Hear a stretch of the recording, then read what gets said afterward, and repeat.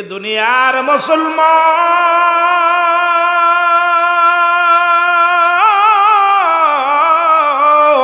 কারণ এই কালেমার দাওয়াত দিতে যাইয়া রে রহমতের নবী রাহমাতুল লিল আলামিন এই পৃথিবীর মধ্যে সবার কাছে প্রিয় ছিলেন।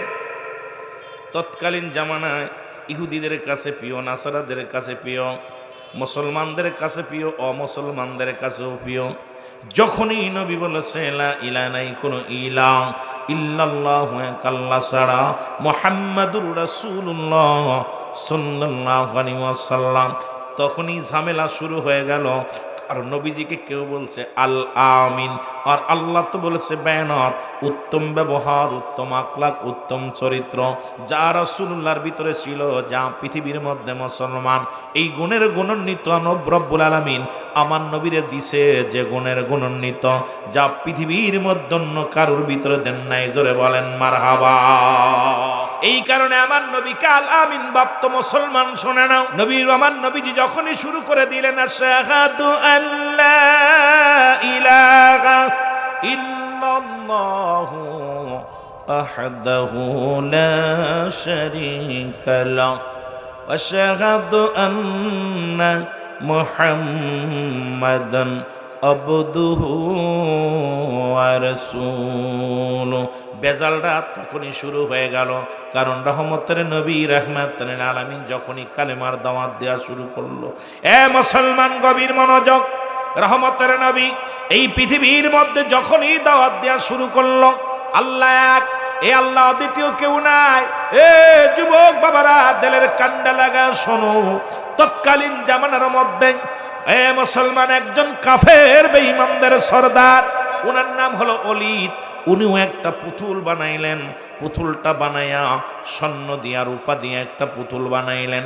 আর মুহাম্মাদের খোদা আল্লাহ আমার আপনার যে খোদা, মুহাম্মাদেরও সেই খোদা, কিন্তু ওলীদের সেই খোদা নয়। ওলি নিজে একটা পুতুল বানাইয়া খোদারকে ইবাদত বন্দেগী করতে লাগলো। এমন ভাবে স্বর্ণ দিয়ে রূপা দিয়ে একটা পুতুল বানাইয়া এই পুতুলের মধ্যে প্রতিনিয়ত সিজদায় লুটায়া পড়তো। আর রাত যখন গভীর হয়ে যেত, পুতুলের ভিতর থেকে আওয়াজ আসতো, ওলীদ রে আমি হলাম আসল খোদা, আব্দুল্লাহর বেটা মুহাম্মদ যে খোদার কথা বলে, আব্দুল্লাহর বেটা মুহাম্মদ একজন কাজ্জাব। সুতরাং পৃথিবীর মধ্যে আমি হলাম আসল খোদা, আমার কাছে যা চাইবা তাই পাবা, নগদ জান্নাত, নগদ বেহেশত, দুনিয়ার মধ্যে নগদ সব কিছু আমার কাছে পাওয়া যায়বা। তুমি আমার অনুকরণ করো, তোমার ভাই বন্ধু যারা আছে সবাইকে অনুসরণ করতে বলো। এ মুসলমান গভীর মনোযোগ, ওলীদ দিনে দিনে প্রতিবেশী যারা ছিল সবাই রে পুতুলের প্রতি আকৃষ্ট করে ফেললো। আর এই দেবতার সঙ্গে রাত যখন গভীর হয়ে যায়, ডাকতে বলো ও খোদা, যখন সিজদায় লুটায় পড়ে, অথচ আল্লাহ বলেন আমার আল্লাহর কোনো ছেলে নাই, মেয়ে নাই। আমার সাথে পড়েন বিসমিল্লাহির রাহমানির রাহিম, কুল হুয়াল্লাহু আহাদ, আল্লাহুস সামাদ, লাম ইয়ালিদ ওয়া লাম ইউলাদ ওয়া লাম ইয়াকুল লাহু কুফুয়ান আহাদ। জোরে জোরে চিল্লায় বলা যাবেন আল্লাহু আকবার। আর একটু জোরে জোরে চিল্লায় বলেন আল্লাহু আকবার। আল্লাহ ডাকতে বলে বান্দারে শোনো, আমি আল্লাহ এক, আমি আল্লাহ এক। পৃথিবীর মধ্যে কাউরে জন্ম দিই নাই, কারু থেকে জন্ম নেই নাই। আসমান জমিনের মধ্যে আমার সমতুল্য সমকক্ষ আর কেউ নাই। সুতরাং দ্বিতীয় কোনো ভগবানের কাছে যাওয়ার প্রয়োজন হয় না, দ্বিতীয় কোনো খোদা বানায়া সিজদা করার প্রয়োজন হয় না। যারা চন্দ্র পূজা করে, যারা প্রতিমা পূজা করে, পৃথিবীর মধ্যেই যারা আল্লাহ ব্যতীত অন্যর সাহায্য নিয়ে পৃথিবীর মধ্যে তাদেরকে দেবতা বানায়া দুনিয়ার মধ্যে যারা পূজা করে, রব্বুল আলামিন জানিয়ে দেয় বান্দা শুনে নাও, শুনে নাও, আমি আল্লাহ এক, আমি আল্লাহর অদ্বিতীয় কেউ নাই। আসমান জমিনের মধ্যে যা কিছু আছে সব কিছু আমার মুখাপেক্ষী, আমি কারোর মুখাপেক্ষী নাই। কিন্তু অলিদের যে পুতুল আছে, অলিদের পুতুলের ভিতর থেকে আওয়াজ আসে, ডাক দে বলে, অলিদ রে, এই পৃথিবীর মধ্যে আব্দুল্লাহর বেটা মুহাম্মদ যে খুদা বানায়া, এই আব্দুল্লাহর বেটা মুহাম্মদ যে খুদা বানাইয়া সারা রাত ধরে উপাসনা করে, ইনি নকল খোদা, কিচ্ছু দিতে পারবে না, কিচ্ছু করতে পারবে না। আর আমি হলাম অরিজিনাল খোদা, আমার কাছে যা চাইবা তাই পাওয়া। দলে দলে মানুষ আসিয়া অলিদের খোদার কাছে বায়াত গ্রহণ করে, খোদা বইলা স্বীকার করে। যেমন এখন পশ্চিম দেশ থেকে একদল হাজির হয়েছে, তারা বলে লা ইলাহা ইল্লাল্লাহ মুহাম্মাদুর রাসূলুল্লাহ। এ মুসলমান শুনে নাও, তারা মুহাম্মাদুর রাসূলুল্লাহ বলে না। আজকে আমার বাংলাদেশে বেশিরভাগ এই বেনাফল যশোরের মধ্যে অধিকাংশ মসজিদের মধ্যে ঢুকে গেছে মুসলমান, বাড়ি বাড়ি ঢুকে গেছে। খুব সাবধান, তাদের আওয়াজটা হলো লা ইলাহা ইল্লাল্লাহ মুহাম্মাদুর রাসূলুল্লাহ। তারা কয় মুহাম্মদ নামে আর একজন নবী ছিল, আর শেষ নবী আহম্মদ, আর তার আগের নবী হলো মুহাম্মদ। সুতরাং আমরা সতর্ক থাকা লাগবে, ইমানটা যেন নষ্ট না হয়। জোরে জোরে বলো আল্লাহু আকবার। আর ভাইরা আমার, বন্ধুরা আমার, গভীর মনোযোগ যে কথাগুলো বলি, দিলের কান্ডা লাগা শোনা নাও। ওলিদ কি করলেন? ওলিদ এইবার উনি চিন্তা করেন, হাজার হাজার মানুষগুলো যখন ওনার দলে আনলেন, নবীজিকেও দাওয়াত দিলেন, ডাকতে বলে, মুহাম্মদ, তোমার খোদা তো কথা বলতে পারে না, আমার খোদা কথা বলতে পারে। তুমি কেমন খোদার ইবাদত করো, তুমি কেমন খোদার উপাসনা করো, তুমি কেমন খোদার বন্দেগী করো, যে খোদা তোমার সাথে কথা বলে না, আর আমার খোদা সবার সঙ্গে কথা বলে। জোরে বলেন নাউজুবিল্লাহ। বিশাল এক ময়দান বানানো হলো। এই ময়দানের ভিতরে নবীজির সঙ্গে নবীজিকে দাওয়াত দিলেন যে আজকে যদি তোমার খোদা সঠিক হয়, তোমার খোদা কথা বলবে, আর আমাদের খোদা যদি সঠিক হয়, আমাদের খোদা কথা বলবে। আমার বন্ধুগণ, এবার বিশাল ময়দানের ভিতরে ওলিদের খোদার ভিতরে ডাকতে বলা হয়। খোদা ডাকতে বলে, ওলিদ কয়, খোদা রে, ঠিক আসুনি? কয় আসি। কয় ভালো আসুনি? কয় আসি।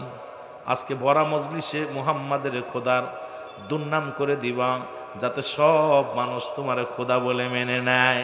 কয় ঠিক আছে। এর সব কথা কমপ্লিট। আমার নবীজি আসলেন, নবীজিকে বলে, মুহাম্মদ, তোমার খোদার সঙ্গে আমাদের একটু কথা বলায়া দাও, তোমার আল্লাহর সঙ্গে কথা বলায়া দাও। আমার নবী কয়, শোনো, ওই আল্লাহকে পার একমাত্র ঠিকানা হলো আমি নবী, রাহমাতাল লিল আলামিন। জোরে বলো মারহাবা। এ আমার ভাইরা, আমার বন্ধুরা আমার, আল্লাহর নবী ডাকতে বলে, ওলিদের খোদা, তুমি বলে দাও, তুমি আসল কি নকল? তুমি তাড়াতাড়ি বলো। ওলিদের খোদার থেকে আওয়াজ আসে, লা ইলাহা ইল্লাল্লাহু মুহাম্মাদুর রাসূলুল্লাহ সাল্লাল্লাহু আলাইহি ওয়াসাল্লাম। সঙ্গে সঙ্গে উপস্থিত জনগণ সবাই অবাক হয়ে গেলেন, এতদিন শুনলাম কি, এখন করলো কি? ওলিদ কয়, খোদা রে, কি ভুল করলাম? তুমি যে তোমার পরিচয় ভুল করে বলে দিলাম। কয়, না না, আমি ভুল করি নাই, কারণ আব্দুল্লাহর বেটা মুহাম্মদ হলো আখির নবী, রাহমাতাল লিল আলামিন, আর আল্লাহ পার একমাত্র ঠিকানা হলো রাহমাতাল লিল আলামিন, আল্লাহ ছাড়া কোনো মাবুদ নাই। সুতরাং তোমরা শোনো, আমি ওলিদের খোদা সাক্ষী দিলাম, লা ইলাহা, নাই কোনো ইলাহ ইল্লাল্লাহু, এক আল্লাহ ছাড়া, মুহাম্মাদুর রাসূলুল্লাহ, আল্লাহর প্রেরিত রাসূল বা বান্দা হলো নবী মুহাম্মাদুর রাসূলুল্লাহ সাল্লাল্লাহু আলাইহি ওয়াসাল্লাম। উপস্থিত যত মুসল্লি ছিল, উপস্থিত যত ইহুদিরা ছিল, সবাই কালেমার মালা পড়ে পড়ে মুসলমান হয়ে গেল। জোরে বলেন না মারহাবা। আর একটু জোরে বলেন না মারহাবা। এ আমার ভাইয়েরা আমার, ওলিদ ক্ষিপ্ত হয়ে গেল, নিজের পুতুলটাকে একবারে জোরে ছুঁড়ে মেরে ভেঙে ফেললো। আরে আমার বিড়াল, আমারে মেও, কারণ সারা জীবন ভরে আমার দেবতা হয়ে থাকলো, আজকে মুহাম্মাদের কথা মতো চললো। ওলিদ ভেঙ্গে ফেললেন মূর্তিখানা। ভেঙ্গে যখন চলে গেলেন, আমার নবীজি উপস্থিত জনগণকে বললেন, তোমরা শোনো, আমার রব্বে কারিমের কোনো ছেলে মেয়ে নাই, রব্বে কারিমের কোনো হালে বায়াত নাই, রব্বে কারিমের কোনো বংশ নাই। সুতরাং আল্লাহকে পার একমাত্র ঠিকানা হলাম আমি নবী। আমারে ভালোবাসো আর আল্লাহকে সন্ধান করো। রব্বুল আলামিনকে পার একমাত্র ঠিকানা হলাম আমি নবী মুহাম্মদুর রাসূলুল্লাহ। জোরে জোরে চিল্লায়া বলেন না সুবহানাল্লাহ। আর একটু জোরে বলো। এ আমার ভাইরা, আমার বন্ধুরা, আমার আল্লাহর নবী রওনা হয়ে গেলেন। পথের মধ্যে মুসলমান বিশাল আকৃতি এক জিনের সর্দার সালাম দা, আসসালামু আলাইকুম নবী। ওয়ালাইকুম আসসালাম। নবী কয় তুমি কে গো? কয় হুজুর আমি জিনের সর্দার। বলে তুমি কেন আসছো? কয় হুজুর এই দেখেন তরবারিটা, এই তরবারির মধ্যে রক্ত লেগে আছে। নবীজি বললেন রক্ত কেন লেগে আছে? বলে হুজুর একটু আগে ওলিদের পুতুলের মধ্যে যে দুষ্ট জিন প্রবেশ করেছিল, যিনি খোদা বলে দাবি করেছিল, তাকে চিরতরে বিদায় করে দিছি আমি, ইয়া রাসূলুল্লাহ ইয়া হাবিবাল্লাহ। ওকে বিদায় করে দিয়ে আমি ওই পুতুলের মধ্যে প্রবেশ করেছিলাম। যখন আপনি আমাকে বলছেন এ পুতুল তুমি বলে দাও তোমার খোদাকে, তখনই আমি ওর ভিতর থেকে আওয়াজ দিয়েছিলাম ইয়া রাসূলুল্লাহ ইয়া হাবিবাল্লাহ। নবী বলে কেন তুমি আওয়াজ দিলা? জিন বলে ইয়া রাসূলুল্লাহ ইয়া হাবিবাল্লাহ, আমার বয়স অনেক, আমি আদম নবীর জামানায় এই দুনিয়ার মধ্যে আসি গো নবী। আদম নবীরে বলতে শুনেছি রাহমাতাল লিল আলামিন, ঈসা নবীকে বলতে শুনেছি রাহমাতাল লিল আলামিন, মূসা নবীকে বলতে শুনেছি রাহমাতাল লিল আলামিন, দাউদ আলাইহিস সালামকে বলতে শুনেছি রাহমাতাল লিল আলামিন।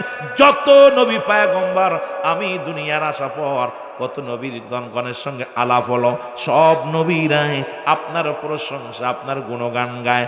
আর নবী গো একমাত্র সবার ঠিকানা হলো আল্লাহ রাব্বুল আলামিন। কারণ আদম আলাইহিস সালাম বলতো লা ইলাহা আদম শফিউল্লাহ, ইব্রাহিম খলিলুল্লাহ, মূসা কালিমুল্লাহ, সবারই একই কালেমা লা ইলাহা ইল্লাল্লাহ। ঈসা রুহুল্লাহ লা ইলাহা ইল্লাল্লাহ, মূসা কালিমুল্লাহ লা ইলাহা ইল্লাল্লাহ, ইব্রাহিম খলিলুল্লাহ। নবী গো সবারইতে একটা দাওয়াত ছিল, সেটা হলো আল্লাহ এক, অদ্বিতীয় কেউ নাই। আল্লাহর প্রেরিত রাসূলগুলো তারা দাবি করতে ইয়া রাসূলুল্লাহ ইয়া হাবিবাল্লাহ। সুতরাং আমি জিন জাতির সরদার মুরব্বী, সুতরাং ওই যে নাস্তিক তার জীবনের মতো চির বিদায় করে দিছি। জোরে বলা যাবে না মারহাবা। আরে আমার নবী যে শ্রেষ্ঠ নবী, জিন জাতু বুঝেছে, জিন জাতু ওই দুষ্টটাকে শেষ করেছে। কিন্তু আমার দেশের তথাকথিত কিছু মুনাফিক মার্কা মানুষেরা এখন আমার নবীর সম্মানের উপর আঘাত করে, নবীরে নিয়ে কষ্ট দেয়, আমার নবীরে নিয়ে কষ্ট দেয়, আমার নবী সম্পর্কে বাজে মন্তব্য করে আমার ভাইয়েরা। আর আমার নবীরে ওই যে কইলাম একটা কথা বললাম, মুসলমান শুনে নাও, তাদের ভাষা আছে আহাম্মদুর রাসূলুল্লাহ। যেমন নবীর দরবারে সালাম দিতেন, আপনারা অমুসলিম কখনো যদি কেউ থেকে থাকেন আমার কথায় কষ্ট পাবেন না। এর শাব্দিক অর্থ হলো তোমার মৃত্যু হোক। নবীর মৃত্যু কামনা করলেন কে? ইহুদিরা। খুব খেয়াল করবেন, কাফেররা কিন্তু প্রতি কি করেছিল? আসসালামু আলাইকা। নবী ভিতর থেকে ওয়াজ দিলেন, নবীজি বললেন আলাইকা, যা বলেছে তোমার দিকে ফিরে যাক। এবার রাসূলুল্লাহ সাল্লাল্লাহু আলাইহি সাল্লাম যখন ভিতরে গেলেন, আম্মা জান আয়েশা সিদ্দিকা বলে ইয়া রাসূলুল্লাহ ইয়া হাবিবাল্লাহ, ওই ইহুদি এসে আপনাকে কি বলেছে আপনি কি শুনছেন? নবী কয় কি বলেছে? বলে ইয়া রাসূলুল্লাহ ইয়া হাবিবাল্লাহ, আপনাকে তো সালাম দিল, অভিশাপ দিছে, আপনার মৃত্যু কামনা করছে। আমার নবীজি বলে আয়েশা রে তুমি কি শুনছো না? আমিও তার উত্তর দিয়ে দিছি। আয়েশা বলেন হুজুর কি উত্তর দিছেন? বলে আমিও বলেছি ওয়ালাইকা, তুই যা বলেছিস তোর দিকে ফিরে যা। জোরে জোরে বলেন মারহাবা। সুতরাং ইহা দ্বারাও প্রমাণ হয় শুধু মিষ্টি কথা দিয়ে মুসলমানদের ধোঁকা দিতে চায় অমুসলিমেরা। সাবধান, অমুসলিমেরা মুসলমানদের ধোঁকা দিতে চায়। এই ধোঁকার মধ্যে যারা পা দিবে ইমান আকিদা হারায় ফেলবে। মুসলমান শুনে নাও, শুনে নাও, কারণ ওই রকম অসংখ্য অমুসলিমেরা আছে, কালেমা সুন্দর পড়ে, তারা 6টা কালেমা 5টা কালেমা মুখস্থ করেছে, বড় বড় সূরা আখিরাত তাদের মুখস্থ আছে, আসলে তাদের ইমান নাই। ইমান না থাকলে ও কোনো মুমিন হতে পারে না। আর যতক্ষণ পর্যন্ত মুমিন না হতে পারবে ওর কোনো ইবাদত রব্বে কারিমের দরবারে কবুল হবে না। জোরে বলেন ঠিক কি না? হতে পারে, বন্ধু হতে পারে না আমার ভাইয়েরা, আমার বন্ধুরা আমার। এই জন্য মুসলমান আপনি ও বাবারা আমার গভীর মনোযোগ, আপনি সতর্ক থাকবেন, সবসময় যেন সতর্ক থাকবেন। ইমানের প্রতি ইমান যদি চলে যায় জীবনটা সব বরবাদ হয়ে যাবে। মানব জীবনের অমূল্য সম্পদের নাম হলো মুসলমান, ইমান। আর ব্যক্তির জীবনের অমূল্য সম্পদের নাম হলো রুহু। রুহুবিহীন যেমন বডির কোনো মূল্য নাই, রুহুবিহীন কোনো বডির মূল্য নাই, ইমানবিহীন কোনো আমলের মূল্য নাই। সুতরাং আমলটা এই পৃথিবীর মধ্যে যদি ইমান না থাকে, ইমান নামের বস্তু যদি না থাকে, সারাদিন ভরে আমল করে লাভ নাই। রুহুবিহীন যেমন শূন্য বডিখানা, তদ্রূপ ইমানবিহীন কোনো আমলের মূল্য নাই। এই জন্য রুহুবিহীন বডি আর ইমানবিহীন আমল এক। জোরে বলেন ঠিক কিনা? আমার নবীজি চোখের পানি ছেড়ে কান্দে রে। এই কালেমার দাওয়াত দিতে যাইয়া নবী কত কষ্ট পায় গো। রহমতের নবী কত কষ্ট পায় রে। এই অবস্থার পর নবীজি আমার দীর্ঘ 13টা বছর কাটাইলেন। রব্বুল আলামিন হুকুম দিলেন, হাবিব আর সময় নাই, আর সময় নাই, আপনি মক্কা থেকে মদিনায় চলে যান। কারণ মদিনার মানুষের মন ভালা, মদিনার মানুষ ইসলাম গ্রহণ করবে, মদিনার মানুষ কালেমা গ্রহণ করবে, মদিনার মানুষ আপনাকে পেয়ে বড় খুশি হবে। ইয়া রাসূলুল্লাহ, ইয়া হাবিবাল্লাহ, আপনি আর দেরি করেন না, মদিনার দিকে চলে যান। রহমতের নবী একবার তাকায় মক্কার দিকে, তাকায় জন্মভূমি। এই জন্মভূমি ছেড়ে কেমনে যাবে নবী আমার? রহমতের নবী চোখের পানি ছেড়ে ছেড়ে কান্দে, আল্লাহ এই মাতৃভূমি ছেড়ে আমি চলে যাব। আমার মা দুঃখিনী এই জমিনের মধ্যে শুয়ে আছে, আমার বাবা শুয়ে আছে। আহারে এই জমিনে আমি জন্মগ্রহণ করলাম, এই জমিন ছেড়ে আমি কেমনে যাব রে? আর মক্কার কত নাওয়া মুসলিম, এরা মুসলমান হয়েছে, আমি যদি চলে যাই মুসলমানদের উপর আঘাত চালাবে। মুসলমান শুনে নাও, রাসূলুল্লাহ হুকুম দিলেন, আমার আল্লাহ রাব্বুল আলামিন নবীজি চলে গেলেন, মক্কা থেকে মদিনায় হিজরত করে চলে গেছে গো। হিজরত করে যখন গেলেন, ছোট্ট ছোট্ট দুটি মাসুম বাচ্চা এই যে বসে আছে, দুটি ছোট্ট বাচ্চাগুলো নবীর কদমে যা সালাম দেয়, আসসালামু আলাইকুম ইয়া রাসূলুল্লাহ, ইয়া হাবিবাল্লাহ, আপনার বাড়ি কই গো? নবীকে আমার বাড়ি মক্কায়। জোরে বলা যাবে না মারহাবা? খুব খেয়াল করবেন, দুইটা ছেলে, মাত্র বয়স হলো 8 এবং 10 বছরের দুইটা বালক। কয় বছর? 10 বছর আর 8 বছরের বালক নবীজি আয়া সালাম দিতেছে, নবী আসসালামু আলাইকুম, আপনার বাড়ি কই? নবীজি বলে, আমার বাড়ি মক্কায়। বলে, হুজুর আপনার কি আব্বা মা বেঁচে আছে? নবীজি বলে, না, আমার বাবা মা বেঁচে নাই, বাবা মা দুনিয়ার মায়া ছেড়ে চলে গেছেন। নবীজিকে বললেন, বালক দুটি বলে, ইয়া রাসূলুল্লাহ, ইয়া হাবিবাল্লাহ, আপনি মক্কা থেকে কেন মদিনায় আসলেন? বলে, আমি আসলাম ইসলামের দাওয়াত দেওয়ার জন্যে, এই মদিনার মানুষের কাছে ইসলাম প্রচারের জন্য আসলাম, কালেমার দাওয়াত দেওয়ার জন্য আসলাম। আমি আসল মূল আলোচনায় যেতে পারবো কি জানি না, দেখা যাক, আগানো যাক। যায় মুসলমান শোনো, রাসূল বললেন, আমি আল্লাহ পাকের হুকুমে মক্কা থেকে মদিনার জমিনে আসলাম ইসলামের দাওয়াত দেওয়ার জন্য। নবীজিকে বালক দুটি বলি, ইয়া রাসূলুল্লাহ, ইয়া হাবিবাল্লাহ, মক্কায় কি কোনো মানুষ নাই? কয় আছে। তাহলে আপনি কেন মদিনায় আসলেন দাওয়াত দেওয়ার জন্য? কয়, রব্বে কারীম আমারে পাঠাইছে মদিনায় দাওয়াত দেওয়ার জন্য। আমার নবীরে বালক দুটি ডাক দে বলে, ইয়া রাসূলুল্লাহ, ইয়া হাবিবাল্লাহ, মক্কার মানুষের আপনি এত কষ্ট করে মা বাবার বিটা ছেড়ে চলে আসলেন কেন? আমার নবী চোখের পানি ছেড়ে কান্দের। কয়, বালকেরা রে, মক্কার মানুষেরা আমারে বুঝতে পারে না, আমারে চিনতে পারে নাই। মক্কার মানুষেরা নির্যাতন করেছে, আঘাত করেছে, যারা মুসলমান হয়েছে তাদের উপরে নির্যাতন করেছে। অসংখ্য মুসলমানের বাড়ি ঘর দূর পুড়াইয়া দিছে। ইয়া রাসূলুল্লাহ, ইয়া হাবিবাল্লাহ, নবী গো, মায়ের নবী কান্দার বলে, বালকেরা রে, ওই মক্কার মানুষের কাছে আমি নবী যখন কালেমার দাওয়াত নিয়ে গেছিলাম গো, এই মক্কার মানুষেরা আমার উপরে নির্যাতন, আমার উপরে কত পাথর ছুঁড়ে মারছে, কত না একটা অপরাধ। কয় হুজুর আপনার অপরাধ কি? অপরাধটা হলো লা ইলাহা ইল্লাল্লাহু মুহাম্মাদুর রাসূলুল্লাহ। আমার অপরাধটা হলো আল্লাহ ছাড়া কোনো মাবুদ নাই, আল্লাহ ছাড়া কোনো ইলা নাই, আর আল্লাহর প্রেরিত রাসূল বা বান্দা হলো আমি নবী। এটাই আমার দাওয়াত দিতে যাইয়া কত রক্তাক্ত জমিনের মধ্যে ঝরল, কত কষ্ট করলাম। এই বালক দুটি ডাক দে বলে, নবী গো,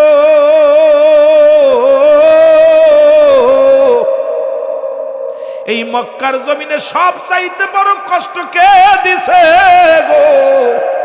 ইয়া রাসূলুল্লাহ, ইয়া হাবিবাল্লাহ, এই মক্কার জমিনে সব চাইতে আপনারে কষ্ট দিছে কে? বলে, বালক রে, সব চাইতে কষ্ট দিছে একটা মানুষ, সেই মানুষটার নাম হলো আবু জেহেল। আল্লাহু আকবার বলো না। নবীজি বলেন, সবচাইতে বেশি কষ্ট আমারে দিছে আবু জেহেল। এবার বালক দুটি বলে, ইয়া রাসূলুল্লাহ, এই মানুষটারে কেমনে কষ্ট দেয়? আপনি তো দুনিয়ার কোনো লোভ করেন নাই। এ মুসলমান, দুনিয়ার কোনো সম্পদের কোনো লোভ করেন নাই, কারণ আল্লাহ আপনাকে পাঠাইছে।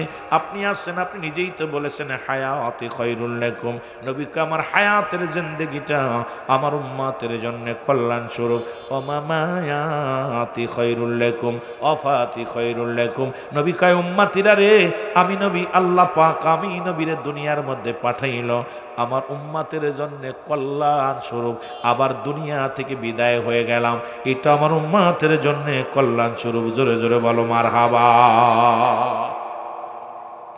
বালক দুটি বলে, ইয়া রাসূলুল্লাহ, ইয়া হাবিবাল্লাহ, আরে আপনাকে যারা মারলো তাদের দিলে কি মায়া নাই রে? তাদের অন্তরে কি কোনো মায়া নাই? নবী গো, মায়ের নবী। আমার নবীজি বলে, বালকেরা রে আয় আয়। বলে, নবী গো, আপনার মা নাই, বাবা নাই, এই দুনিয়ার মধ্যে আমারও বাবা নাই গো নবী। আমার নবীও কান্দে, বালক দুটি কান্দে। নবী দাওয়াতের কাজ শুরু করলেন। বালক দুটি দুই ভাই প্রতিজ্ঞা করলেন।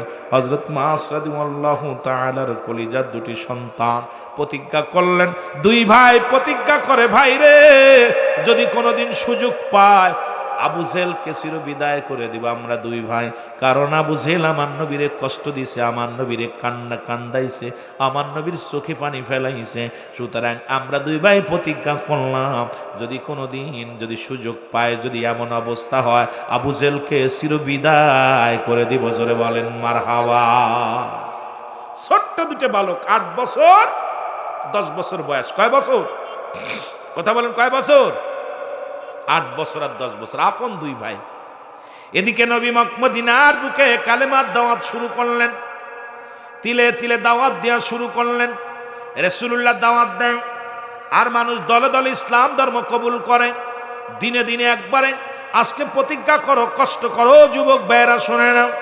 কত ঘাত প্রতিঘাতে নবী আগাইতে লাগলেন, কিন্তু ইহুদি খ্রিস্টানরা মানতে পারে নাই, কাফেররা মানতে পারে নাই।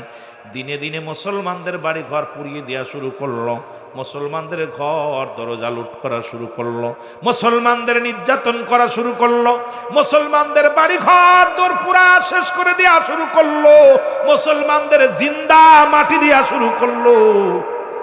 নবীর কাছে প্রতিনিয়ত খবর আসে, ইয়া রাসূলুল্লাহ, ইয়া হাবিবাল্লাহ, অমুক জায়গা অমুক মুসলমানরা কাফেররা হত্যা করে ফেলেছে, অমুক জায়গায় এই কাজ করেছে।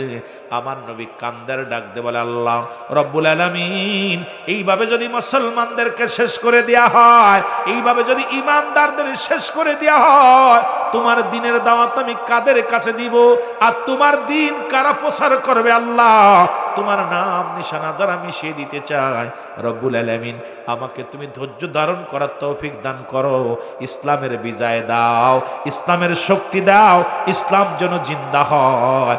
গোটা মক্কা মদিনায় নয়, গোটা পৃথিবীর জন্য, পৃথিবীর বুকে যেন ইসলামের পতাকা পথ করে ওড়ে। জোরে জোরে বলো মারহাবা। রাসূলুল্লাহ দোয়া করলেন, আমার বাবারা শুনে নেন। এদিকে রমাদান মাস এসে গেল। রমাদান মাস, আমরা তো ভালো মন্দ খায় রোজা থাকতে পারি না। রাসূলের সাহাবীরা কেউ একটা খুরমা খেয়ে রোজা রাখে, কেউ একটা খেজুর খেয়ে রোজা রাখে, কেউ মুসলমান পানি খেয়ে রোজা রাখে। সারাদিন ওই রকম সিয়াম সাধনা করে। নবীজি কাছে যারা আসে সবাই তো এরকম। নবীজি জিজ্ঞাসা, তুমি কি খাইছো? বলে, হুজুর আজকে একটা খুরমা খেয়ে রোজা আছি। তুমি কি খেয়েছো? বলে, আজকে একটা খেজুর খেয়ে রোজা আছি। বলে, তুমি কি খেয়েছো? বলে, হুজুর কিচ্ছু দানা পানি খাই নাই, রোজা আছি। কারণ আমার নবীরে ভালোবাসতো। আল্লাহর গোলাম যারা, এমন গোলাম ছিল পৃথিবীর মধ্যে, তারা এই দুনিয়ার মুখাপেক্ষী ছিল না। আমার বাজানেরা লক্ষ্য করে শুনবেন, আমার নবীজি রাহমাতুল লিল আলামিন এইভাবে দিন যাইতে গেল, যাইতে যাইতে, আর রমাদান মাস যখন আসলো রে,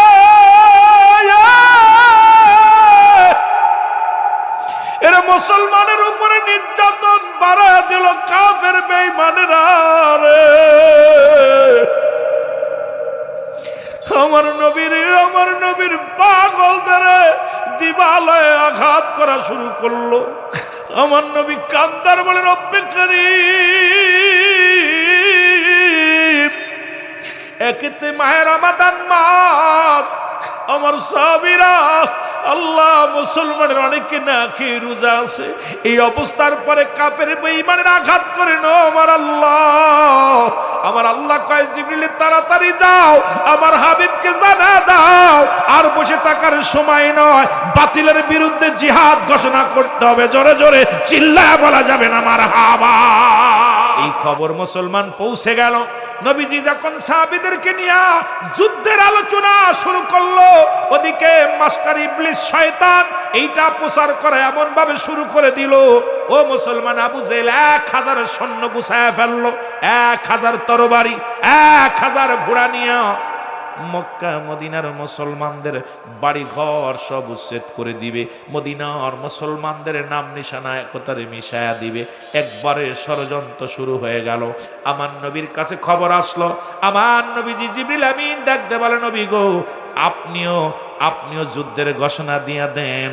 ওদিকে কাফেররাও আসে, আর সময় নাই, আর বসে থাকার সময় নাই।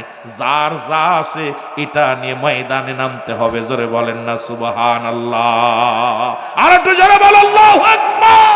যার যা আছে তাই নিয়ে ময়দানের জন্য নামে। আল্লাহ বললেন, যুদ্ধে যেতে হবে, প্রস্তুতি নাও। ঘোষণা দিয়ে দিল আগামী 17ই রমাদান। কয় তারিখ? জোরে বলেন বাবা। অনেক লম্বা আলোচনা, ইমানই আলোচনা হচ্ছে। ইমানের কথা, আমাদের ইমান কেমন থাকতে হবে। এই দুনিয়ার মধ্যে মুসলমানদের শক্তি যদি আমার দুইটা শক্তি থাকে, একটা হলো আমার আল্লাহ, আর একটা শক্তি হলো মুহাম্মাদুর রাসূলুল্লাহ। এই দুইটা শক্তি ধারণ করে যদি আপনি চলতে পারেন, দুনিয়ার কোনো ক্ষেপণাস্ত্র, দুনিয়ার কোনো বোমা, দুনিয়ার কোনো বোমবাস্টিক কোনো কিছু এরা পরোয়া করে না। কারণ এই দুইটা শক্তি থাকে ইমানদারের সাথে। জোরে বলেন ঠিক কিনা? আর একটু জোরে বলেন ঠিক কিনা? আমার ভাইয়েরা, আমার বন্ধুরা, আমার রাহমাতুল লিল আলামিন যুদ্ধের ডাক দিলেন, ঘোষণা করে দিলেন, তোমরা যে যেখানে আছো সবাই তোমরা প্রস্তুতি নাও। প্রস্তুতি নেওয়া শুরু করলো। আমার যুবক ভাইয়েরা, ওই বালক দুটি এক দড়ি বাড়ি গেলেন। বাড়ি যে কয়, মা গো, মা দেখে বসে বসে কান্দে, চোখের পানি ছেড়ে ছেড়ে কান্দে। মা ডাকতে বলে, বাজান রে, তোমরা আইসো। বলে, মা তুমি কেন কাঁদতেছো? বলে, বাবা রে, আমি কাঁদতেছি, আমার রাসূলুল্লাহ জিহাদের ডাক দিছে, যুদ্ধের ডাক দিছে। সুতরাং যুদ্ধের ডাক দিছে, এই জন্যে কাঁদতেছি। আজকে যদি তোমার বাবা বেঁচে থাকতো, তাহলে যুদ্ধের ময়দানে যায় শহীদ হয়ে যেত। আর এই শহীদ হয়ে গেলে আমি কিয়ামতের ময়দানে আল্লাহর দরবারে যায় বলতে পারতাম, আল্লাহ আমি শহীদের বিবি, আমি শহীদের বিবি। সুতরাং আজকে যুদ্ধের ময়দানে যেতে পারলাম, তোমার বাবা যেতে পারল না, তোমার বাবা শহীদ হইতে পারল না, আমি শহীদের বিবি হয়ে উঠতে পারলাম না। সুতরাং আমার বাবারা, আমার বন্ধুরা, আমার এই জন্য আমি কাঁদতেছি। যে আমার স্বামী যদি যুদ্ধের ময়দানে যে শহীদ হয়ে যেত তাহলে আমার জীবনটা বড় ধন্য হতো, আমি শহীদের বিবি হয়ে উঠতে পারতাম। কিন্তু আমার তো আজকে স্বামী বেঁচে নাই। ছেলে দুটি বলে মা আমরা যাব যুদ্ধের ময়দানে। মা বলে বাজান রে তোমরা ছোট্ট মানুষ, তোমরা যেতে পারবা না। ছেলে দুটি ডাকতে বলে মা আমরা ছোট হলো আমার আল্লাহ তো ছোট না, শুধু হুকুম দাও আমরাও যুদ্ধের ময়দানে যাই শাহাদতের পেয়ালা পান করব, তুমি যাতে আল্লাহর দরবারে দাঁড়ায়া বলতে পারো আমি শহীদের মা ছিলাম, আমি দুইটা শহীদের মা ছিলাম। জোরে বলেন মারহাবা। আমার ভাইরা, আমার বন্ধুরা, আমার গভীর মনোযোগ। ও যুবক, দিলের কান্ডা লাগা শোনে নাও। এবার রাসূলুল্লাহ যুদ্ধের ডাক দিলেন। ডাক দেওয়া পর আবাল বৃদ্ধ সব দলে দলে লাইনে দাঁড়ায় গেলেন যুদ্ধের ময়দানে যাওয়ার জন্য। আজকে যেমনি মাহফিলে প্রস্তুতি নিয়ে আসেন, খুব খেয়াল করবেন কথাগুলো। আর ওই বালক দুটি মায় হুকুম দিলেন, দুই ভাই আনন্দে চলে আসলেন, কারণ যাবে যুদ্ধের ময়দানে যাবে। নবীজি ডাক দিলেন, ডাক দিয়া পর তাকায় দেখে ন্যাংরা নোলা কানা বোবা সব লাইনে দাঁড়ায় গেছে। নবীজি দাঁড়ায় চিন্তা করে আহারে যুদ্ধের ময়দানে সেনা পাঠাইব, এগুলো বুবা হলে চলবে না, খুড়া হলে চলবে না, কানা হলে চলবে না, সুন্দর যুবক গুলো লাগবে যুদ্ধের ময়দানে। কিন্তু এই যারা লাইনে দাঁড়াইছে একটাও নেওয়া যাবে না। নবীজি বললেন আমি লাইনে, তোমরা আসছো কিসের জন্য? বলে ইয়া রাসূলুল্লাহ, ইয়া হাবিবাল্লাহ, আমরা যুদ্ধে যাব, কারণ বাতিলের সঙ্গে যুদ্ধ হবে, আমরা জীবন দেওয়ার জন্য প্রস্তুতি আছি। আমার নবী কয় তোমরা আবেগ দিয়ে কাজ হবে না, কারণ তখন মুসলমানদের কাছে অস্ত্রের সংখ্যা হলো মাত্র 8টা। কয়টা? মুসলমানদের অস্ত্র হলো কয়টা? জোরে বলেন কয়টা? 8টা হলো তরবারি, ঘোড়া হলো মাত্র 2টা। কয়টা? ঘোড়া হলো 2টা। প্রথম যুদ্ধের কথা আমি বলে যাই একটু, মুসলমানদের ইমানি আলোচনা, যদিও লম্বা আলোচনা করতে গেলে আপনারা বুঝতে পারবেন। 2টা ঘোড়া আর 8টা হলো তরবারি, এটা নিয়ে যুদ্ধের ময়দানে যাবে। আমার নবীজি চোখের পানিগুলো ছেড়ে কান্দে আল্লাহ। ওদিকে সৈন্য হলো কাফের সৈন্য 1000, 1000-এর সৈন্য হলো কাফেররা 1000, তরবারি 1000 অস্ত্র তাদের হাতের মধ্যে। আমার সৈন্য তো সামান্য, অস্ত্র হলো মাত্র 8টা, 2টা হলো মাত্র ঘোড়া।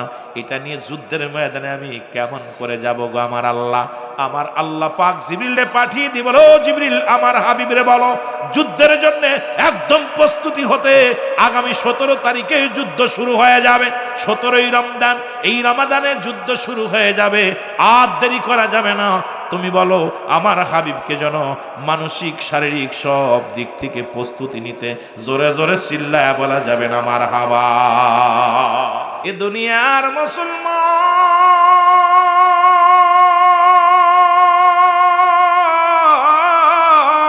বান্দা যখন রিয়াজুল জান্নাহ বেহেশতের বাগান, এই বাগানের দিকে যখন বাড়ি থেকে রওনা দিছে রে বাবা, প্রতিটা কদমে কদমে আমার আল্লাহ রাব্বুল আলামিন আপনার আমার জীবনের সগীরা গুনাহগুলো মাফ করে দিয়েছে। জোরে বলেন মারহাবা। আর একটু জোরে বলেন কি গুনাহ মাফ হয়েছে?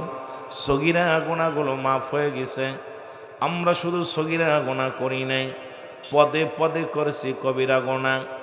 ও যুবক, নামাজ ছেড়ে দিয়া কবিরা গুনাহ, মিথ্যা বলা কবিরা গুনাহ, বেগানা নারীর সঙ্গে দেখা দিয়া কবিরা গুনাহ, বেগানা পুরুষের সঙ্গে দেখা দিয়া কবিরা গুনাহ। ও যুবক, এই আলোচনাগুলো যদি করি অনেকের কষ্ট হয়। এরা মুসলমান, যাদের সঙ্গে বিয়ে করা জায়েজ তাদের সঙ্গে দেখা করা হারাম, যাদের সঙ্গে বিয়ে করা হারাম তাদের সঙ্গে দেখা করা জায়েজ। আজকে ওয়াজগুলো যদি বলি, বাংলাদেশের অধিকাংশ আলেমরা কষ্ট পায়, অধিকাংশ মুফতি সাহেবরা কষ্ট পায়। বেগানা নারী চেহারা দেখা, বেগানা পুরুষের সঙ্গে দেয়া সম্পূর্ণ হারাম। একটু বললাম পর্দা যেমন ফরজ, নামাজও তেমনি ফরজ। এই গুনাহগুলো মাফের দরকার আছে কি না? এই জোরে বলেন আছে কি না? এই গুনাহগুলো যদি মাফের দরকার হয়, আল্লামা কুতুবী রাহমাতুল্লাহ বয়ান করে, দুনিয়ার মানুষ শোনো, বান্দা যখন কবরের ভয়ে, জাহান্নামের ভয়ে ওই জান্নাতের বাগানখানা করে ধরল, সঙ্গে সঙ্গে আঁকড়ে ধরিয়া যখন খাস তওবা করে আল্লাহ বলে ডাক দেয়, রব্বুল আলামিন বান্দার জীবনের সমস্ত গুনাহগুলো মাফ করে দেয়। জোরে জোরে চিল্লায় বলা যাবে না মারহাবা। এই দুনিয়ার মধ্যে কদিন থাকবো? থাকার জায়গা না। এই দুনিয়ার মধ্যে আসার একটা সিরিয়াল আছে, যার কোনো সিরিয়াল নাই। দেখা যায় বাবা জিন্দা, সন্তান দুনিয়ার মধ্যে নাই।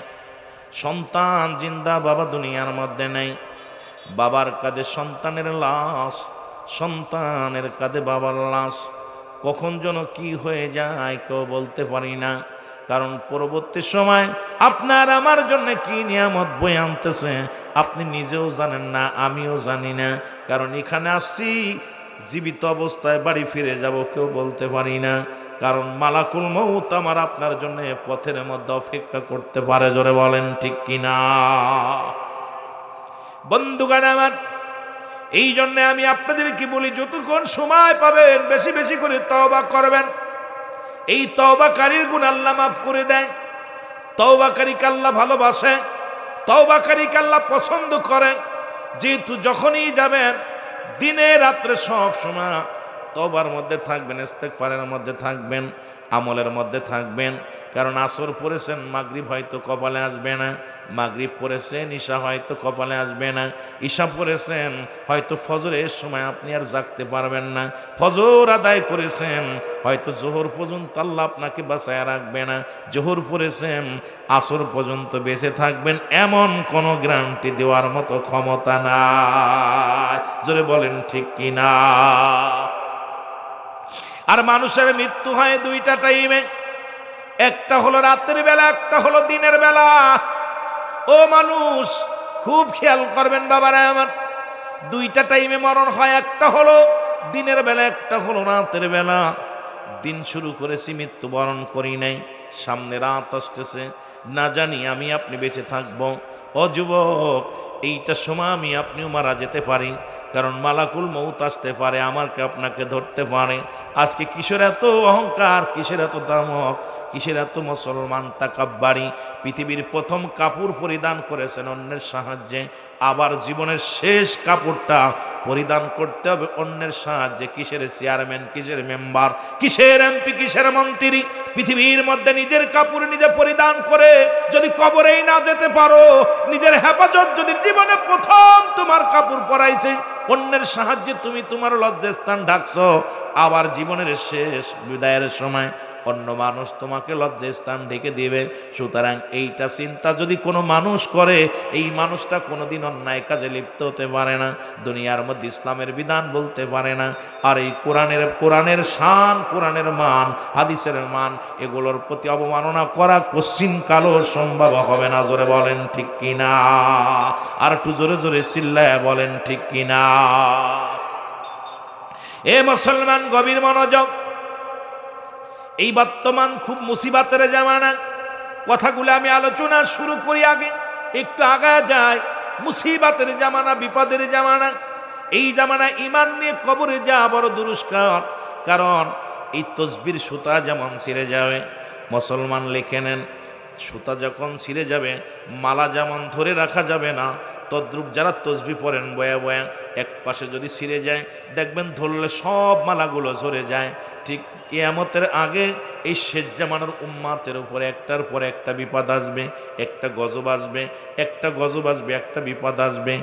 এই বিপদগুলো একমাত্র শান্তি পাবে ইমানদারেরা, যারা ইমান আনয়ন করে রব্বে কারিমের প্রতি গোলামি করে। রব্বুল আলামিনকে গোলামি হিসেবে মুসলমান শোনো, রব্বুল আলামিনকে মালিক হিসেবে আমি আপনি গোলাম হিসেবে যদি রব্বে কারিমের গোলামি করতে পারি, এই মানুষগুলো একমাত্র রহমত প্রাপ্ত পাবে, আর সব হালাক হয়ে যাবে। জোরে জোরে চিল্লায় বলেন ঠিক কিনা?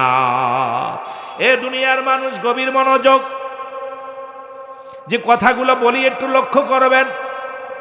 এই যে আজকে কোরআনের মধ্যেও ভুল ধরা শুরু করছে, যদিও তাফসির মাহফিল, কোরআনের মধ্যে আমার দেশের অসংখ্য উলামায়ে-কেরাম বলতেছে কোরআনের ভিতরে ভুল আছে। আমার আল্লাহ বলেন, যালিকাল কিতাবু লা রাইবা ফীহি কোনো সন্দেহ নাই কিতাবের মধ্যে।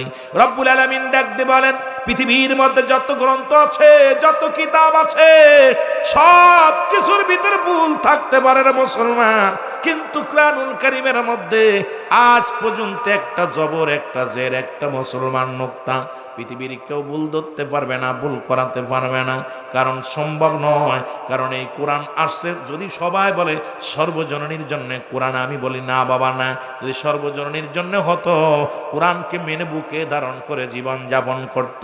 আল্লাহ বলেন এটা মানবে কারা, এটা বুঝবে কারা? আল্লাহ বলেন হুদাল লিল মুত্তাকিন, একমাত্র হেদায়েত প্রাপ্ত বান্দাদের জন্য কোরআন। জোরে বলো মারহাবা, আর একটু জোরে বলো আল্লাহু আকবার। এখন হেদায়েত প্রাপ্ত বান্দাদের জন্য যদি কোরআন হয়, আমি কেন মানবেন না? কিছু মানুষ কোরআনের আইন মানে, কিছু মানুষ মানে না। কিছু মানুষ কোরআন বোঝে, কিছু মানুষ বোঝে না। কিছু মানুষ কোরআন অবমাননা করে। এর একটাই কারণ হলো, এই মানুষগুলো পৃথিবীর মধ্যে মানুষের মধ্যে আছে, ইমানদারের মধ্যে নেই। যদি ইমানদার হতো, এই কোরআনের প্রতি সম্মান, কোরআনের প্রতি ভালোবাসা বেড়ে যেত। জোরে বলেন ঠিক কিনা? যেটা তৎকালীন জামানার মধ্যে ছিল। আল্লাহ বলেন অমিনান নাস, মানুষের মধ্যে মায়াকুলু, তারা বলবে আমান্না, তারা ঈমান আনছে বিল্লাহি, আল্লাহর প্রতি, অমিনা আখিরাতের প্রতি বিশ্বাস স্থাপন করেছে। ওমা হুম বিমুমিনিন, আল্লাহ বলে ইমান, আমার আল্লাহ ডাক দিয়ে বলে শুনে নাও, নাস শব্দের অর্থ হলো মানুষ। এই মানুষের মধ্যে ধোঁকাবাজ, মানুষের মধ্যে দাগাবাজ, মানুষের মধ্যে মুনাফিক, মানুষের মধ্যে বেঈমানগুলো আছে। যেটা তৎকালীন জামানার মধ্যে ছিল, এখনো আছে কি নাই? জোরে বলেন আছে কি নাই? এখনো অসংখ্য মুনাফিক, অসংখ্য কোরআনের প্রতি অবমাননাকারী এখনো বাংলার জমিনে আছে, পৃথিবীর জমিনে আছে। আমার বাবার এই জন্য আল্লাহ কয় হাবিবরে, ওই মানুষের মধ্যে একদল মুনাফিক আছে, তারা রাসূলের কদমের মধ্যে যাইতো, রাসূলকে তারা নবী বলে মানতো, নবীর কাছে যায় অনেক ভালো ভালো কথাগুলো বলতো, আবার রাসূলের কাছ থেকে ফিরে এসে আবার তাদের পূর্ব বাপদাদার ধর্মগুলো পালন করতো। জোরে বলেন ঠিক কিনা? আর একটু জোরে বলেন ঠিক কিনা? সুতরাং এই কোরআনটা এত বড় দামি, যেটার মধ্যে একটা হরফ পড়লে 10টা নেকি, যেটার পৃথিবীর এমন কোন কিতাব নাই যা পড়লে নেকি আছে, কিন্তু কোরআনুল কারীম পড়লে নেকি। মুসলমান শুনে নাও, এটাকে ভালোবাসলে নেকি, এটাকে মহব্বত করলে নেকি। যদি কোরআন শরীফ পড়তে না পারো, বুকের সঙ্গে ধরো, এটাও সব, এটাও নেকি। জোরে জোরে বলেন মারহাবা। আর একটু জোরে জোরে চিল্লায়া বলা যাবেন আল্লাহু আকবার।